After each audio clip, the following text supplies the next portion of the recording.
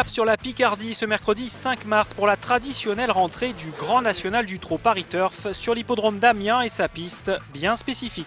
C'est un anneau en sable de Mouan et Puzzolane sur une distance de 1140 mètres, corde à droite.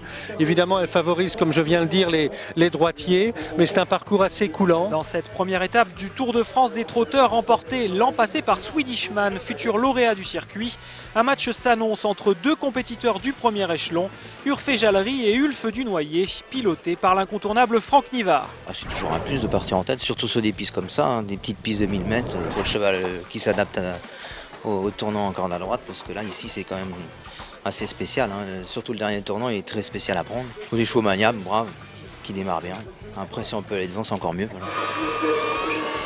Et les deux favoris ne tardent pas à se mettre en évidence. Ulf Dunoyer s'empare du commandement, immédiatement relayé par Urfé Jallery. Mais à 1000 mètres du but, le partenaire de Franck Nivard part à la faute et laisse sa rivale s'échapper. La bataille fait rage dans la ligne droite et au terme d'un bel effort final, Vicomte Bouffarco résiste à Reine-Hélène et Hugo Deniol pour s'emparer du maillot jaune. Oui, on a eu un super parcours. Ça s'est passé comme dans un rêve. On n'a pas eu à faire d'efforts, on a eu les bons dos. Et quand il est comme ça, il a une bonne pointe. C'est de bon augure pour la suite du GNT ? Oui, bon, c'est un cheval qui se prête à faire le circuit. Il démarre très bien, il est pratique, il va à droite, il va à gauche. Oui, ça peut. Il faut voir comment il est placé au gain. Sous l'œil du champion olympique de boxe, Brahim Asloum, l'un des 4 ambassadeurs du Grand National du Trot 2014, Vicomte Bouffarco monte sur la plus haute marche du podium en attendant la prochaine étape, disputée le mercredi 26 mars à Marseille-Borély.